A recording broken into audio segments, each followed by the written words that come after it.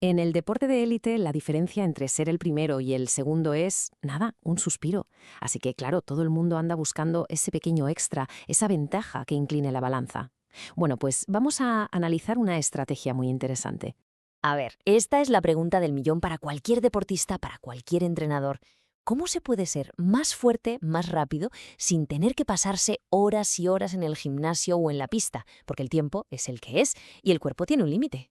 Pues, ¿y si la respuesta no estuviera en levantar más y más peso, sino en todo lo contrario, en algo diminuto, algo tan pequeño que casi parece insignificante, pero que bien utilizado lo puede cambiar absolutamente todo?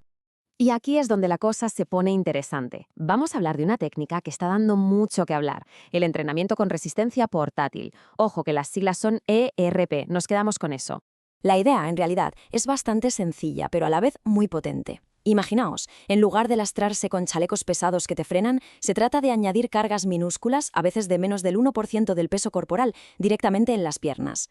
¿Qué se consigue con esto? Pues que se puede seguir haciendo el gesto deportivo, por ejemplo un sprint, casi a la misma velocidad, pero con una pequeña resistencia constante justo donde se necesita. Vale, suena bien en teoría, ¿verdad? Pero, ¿esto funciona de verdad? ¿O es la típica moda que en 2 años nadie recuerda? Bueno, pues vamos a ver qué dice la ciencia, porque os adelanto, hay sorpresas. Para probar esto, unos investigadores se fueron a uno de los escenarios más duros que existen, una pretemporada de rugby de élite. Estamos hablando de un periodo brutal, de mucho volumen, mucha fatiga acumulada, un momento en el que lo normal es que el rendimiento se estanque o incluso que baje. Y aquí viene el primer giro de guión.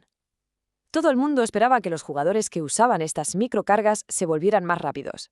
Pero no. Lo que pasó fue algo mucho más sutil y quizá hasta más valioso. No es que mejoraran su velocidad, es que no la perdieron. En mitad de una pretemporada demoledora, consiguieron mantenerse. El gráfico lo deja clarísimo. El grupo que entrenó de forma normal, el de control, acabó la pretemporada siendo más lento. Normal, por la fatiga. Pero el grupo que usó el ERP, con solo un 1% de su peso en las pantorrillas, mantuvo sus tiempos. Es como si esa pequeña carga extra les diera la dosis justa de estímulo para que el cuerpo no se viniera abajo con tanto tute. A ver, mantener el crono está muy bien, pero de poco sirve si acabas en la enfermería. La gran pregunta para cualquier deportista es, ¿esto es seguro? ¿Cómo afecta a la forma de moverse? Y sobre todo, ¿podría ayudar a prevenir lesiones? Vamos a meternos en un tema clave. La inclinación pélvica anterior. Suena técnico, pero es fácil de entender. Es cuando al correr la pelvis se va hacia adelante, como si se sacara el culo. Esta postura, que es súper común, pone una tensión brutal en los isquios. Es básicamente comprar papeletas para una rotura. Pues ojo a este número. Un estudio piloto vio que al correr con estas microcargas, esa inclinación pélvica se corregía. Bajaba una media de 3,54 grados. ¿Por qué? Parece que al añadir ese peso, aunque sea poco, el cuerpo se ve forzado a activar más toda la zona del core para estabilizarse. El resultado es una postura más eficiente y, sobre todo, más segura. Esto, como herramienta para prevenir lesiones, es potentísimo. Vale, calma. Antes de que todo el mundo se ponga a buscar lastres para los tobillos en Internet, hay que entender una cosa muy importante. Esto no es una varita mágica. No es ponerte los pesos y ¡zas! A correr como un cohete sin lesionarte. Esta frase de un estudio con jugadores de fútbol americano lo resume perfectamente. El ERP es como un amplificador de guitarra. Si tocas un buen acorde, sonará increíble.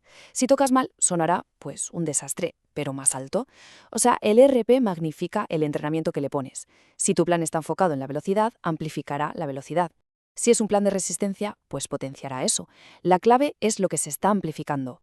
Muy bien. Ya hemos visto la ciencia. Ahora vamos a lo que importa. ¿Cómo se usa esto en el día a día?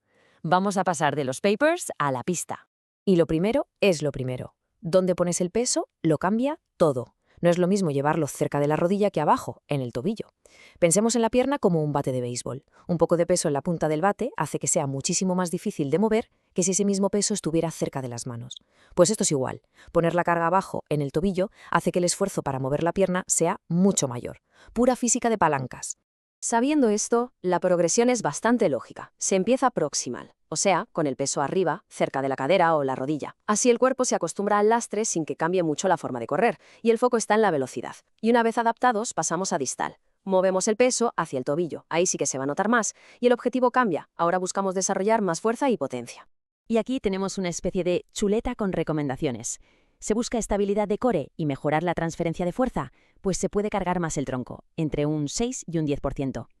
¿El objetivo es la potencia de cadera, clave para los cambios de dirección? Cargan los muslos. Y si lo que se necesita es esa chispa, esa reactividad en el tobillo, cargas muy ligeritas, por debajo del 2%, en los gemelos.